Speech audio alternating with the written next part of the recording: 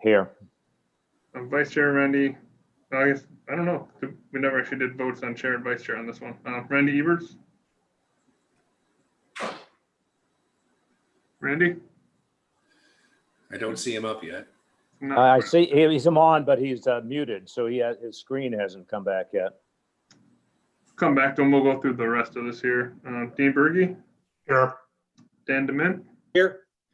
So I guess just kind of waiting on Randy to come back, I guess, from break. Okay. And then I guess we can move forward if you want a motion to excuse Sandy Doctor. Well, let's see. So our committee is 5, and we currently have 3 present, myself, Dean, and Dan. Is that correct? So do we have a quorum? We do. Okay, so could we have a motion to excuse Sandy Doctor? So move. Support. Motion support. All in favor, say aye. Aye. Aye. Aye. Motion carries. And now Randy has joined us. So, I'm sorry. Randy, We have a you're little- present. We have a little puppy and it takes a little longer to take him out than what I thought. Yeah, I've heard that excuse before. Yeah, well, anybody who wants to take him for a while is welcome. Okay, Steve, do you want to introduce any guests from the city? Right now we have City Attorney Clive Robinson and Nina Porter, Management Services Coordinator. Okay, Chris, would you introduce guests from Zhang, please? We've got Rob McDougall and Katie Richards and Rob Nelson, all part of the team. And Lynn, I missed you up top, Lynn. Okay, and I'll introduce 2 other guests, Nick Griffith and Jack Rodden, who are potential candidates to join our committee and are observing our meeting today. So welcome to everybody. Next item on the agenda is to review the minutes of our May 27th meeting, which start on page 2.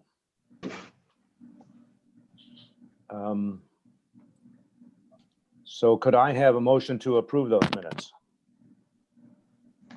So moved. Support. Motion support. Any correction or discussion about the minutes? Hearing none, all those in favor of approving the minutes as drafted signify by saying aye. Aye. Aye. Anyone opposed? Minutes are approved. So then we'll move to the investment portfolio, Chris. Okay, you've all had an opportunity to read the narrative. It sort of lays out just what happened since August of 2020. I don't have any comments other than you can read it. Just to say that the asset allocation here, as opposed to what we have in the city and the other portfolios, is a 50-50 split at the moment, with about 80 million. Anticipating, well, I guess you could tell me, Steve, if we're anticipating more funds by year end or sometime next year, but I don't know of any at this point. I haven't received any updates on that since our last meeting. I know it was originally anticipated that could happen, but again, no guarantees. Well, we'll deal with it when that happens, but if it does come in, I would expect us to split it 50-50 just the way it is now. But as we get larger, I would expect the committee to branch out into more managers. But for the time being, I think we should leave it just the way it is. So Chris, just picking up on that point, as we've discussed in previous meetings, I think that our studies have shown that the endowment needs to be about $350 million before it becomes truly self-sustaining. Is that a fair statement? Maybe Steve, you're in a better position to answer that. I'm trying to do my quick math here. I believe that would be a fair statement. Moving forward past 2022, the requirements of the endowment would be to disperse to the city the difference in income tax or property taxes between 12 mills and the 19 mills that we previously had levied. And that difference right now runs about 13 million a year. And also a budget stabilization amount that'll be somewhere around 4 to 4.5 million per year as we move forward. The third bucket is an aspirational bucket, which will vary year to year. Usually we've seen 8 to 10 million in those projects. However, that bucket is discretionary, and if the endowment is unable to provide those, then we would not continue with those aspirational projects for that year. Okay, so at least I'm working on the assumption that it doesn't become self-sustaining until it's around $350 million. I think the idea is that until we get funds close to that, we're going to stay in a much more conservative mode than with the pension fund, which is overfunded, as the obvious example.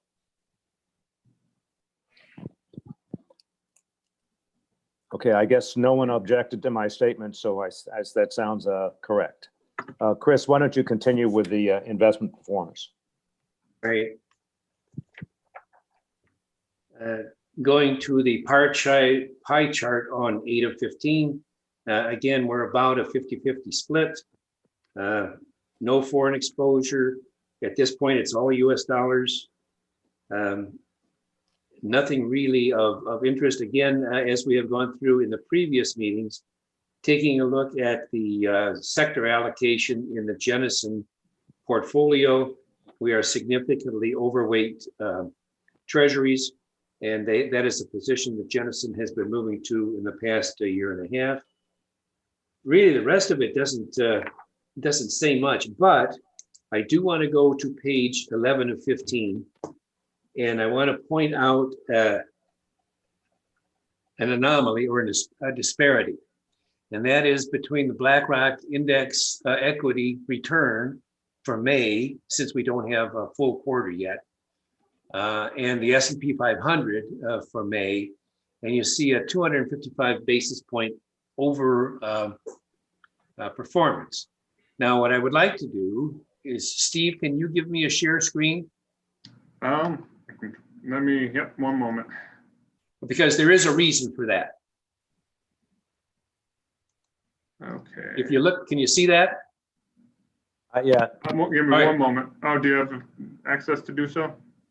Can the members see the screen right now with the? No. Well, that's Not currently up. okay. Try it again. I think I just changed the settings. I could talk you through it, but this is a nice little one pager. Okay, if we don't get it up,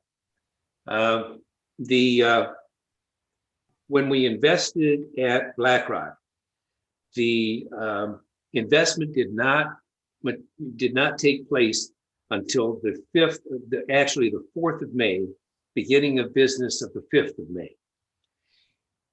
The BlackRock return is correct at 7.31% for that period from the 4th to the 29th of May.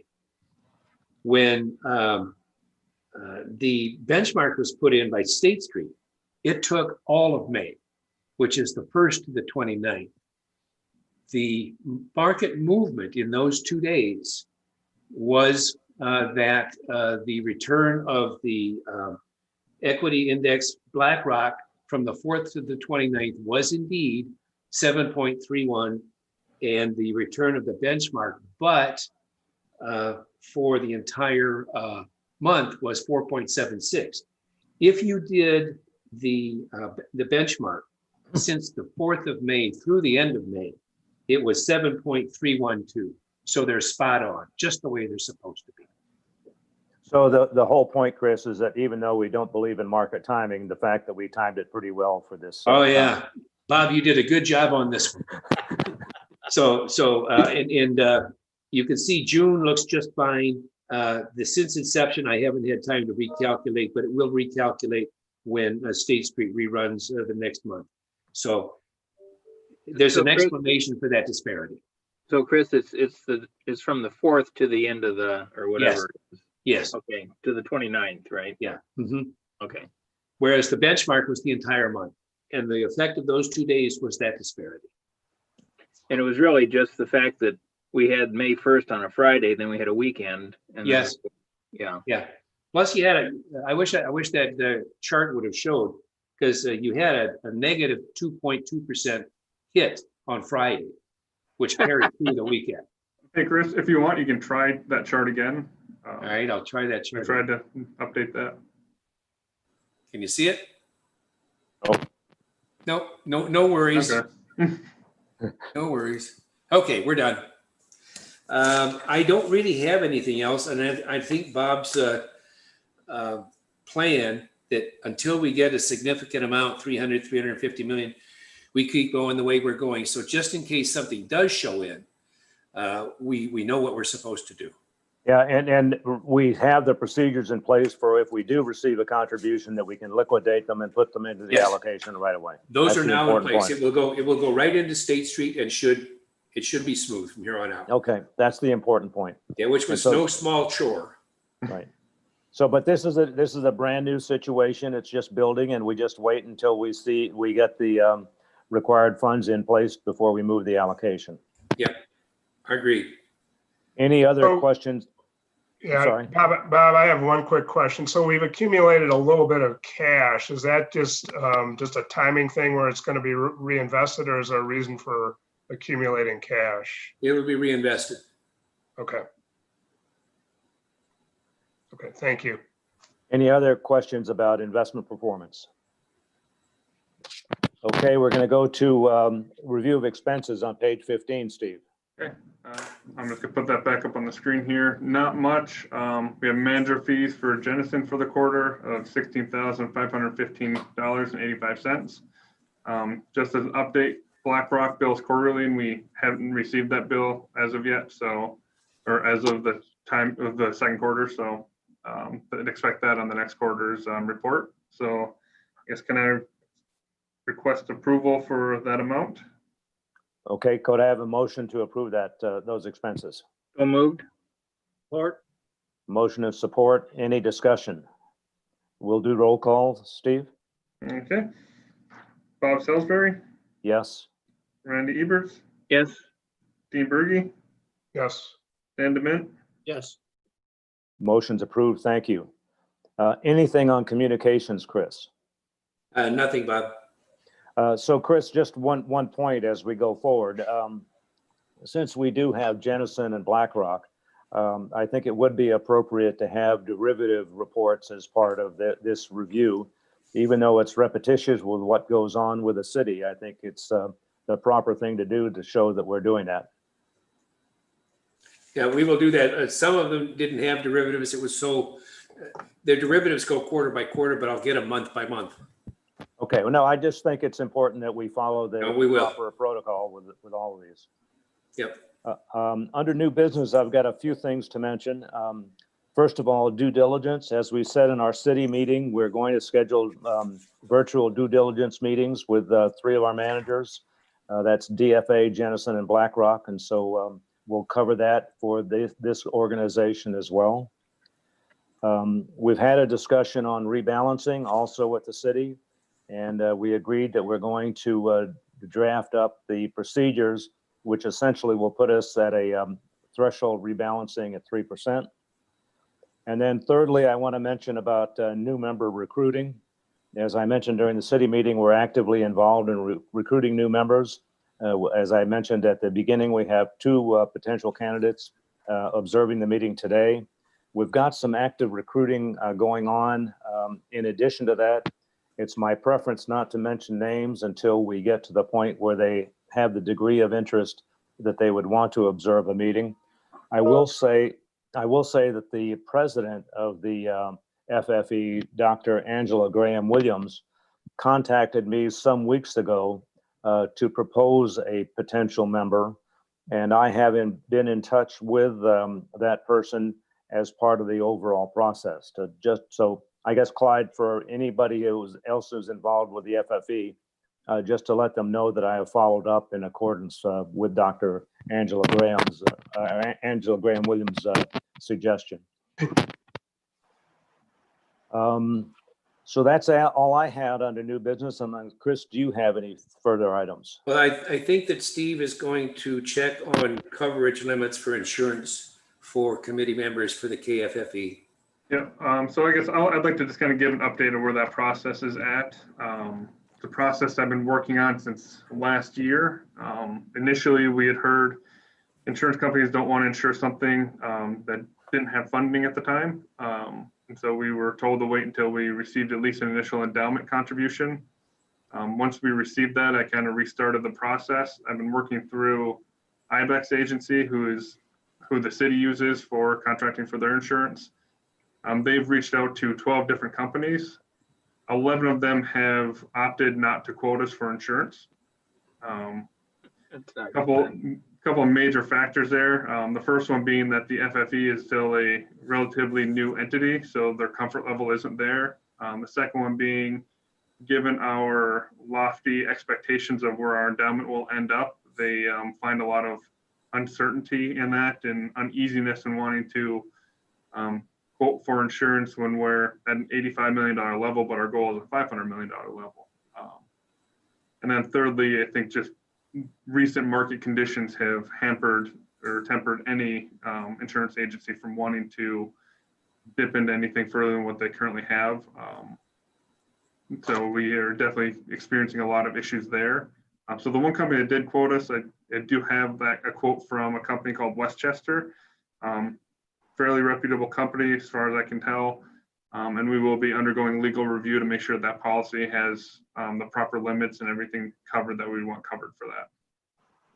And Steve, that would cover not only the investment subcommittee members, but probably the board as well? Correct. Okay. Okay. So it's not just us then, Steve, that you're trying to cover then. It's the whole governance structure of FFE.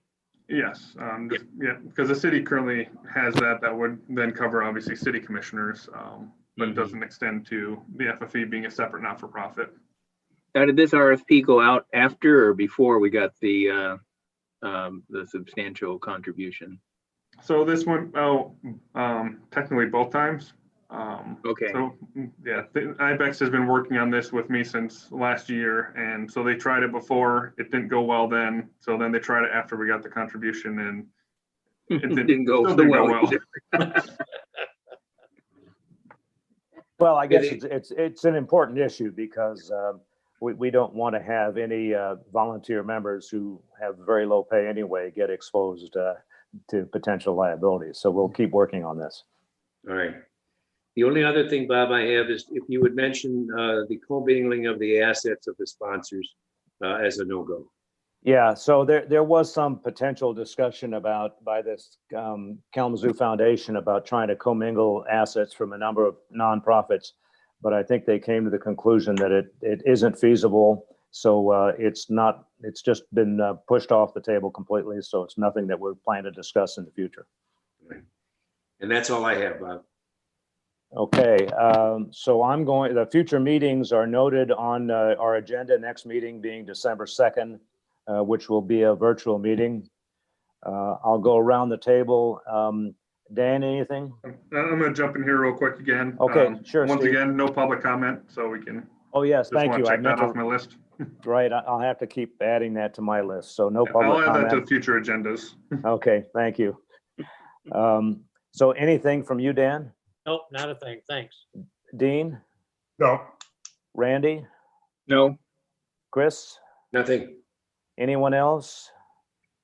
Steve? Okay, well, that was a quick meeting. Thank you all for your participation. Thank you for your participation in all the meetings this morning. I think that we've had a very productive morning. It's been very helpful. And everybody stay safe and healthy, and we'll see you at some point when we can travel again. Okay, you all. thank you. See you, everyone. thank you. Thanks, everybody. Bye. Thank you. Bye. But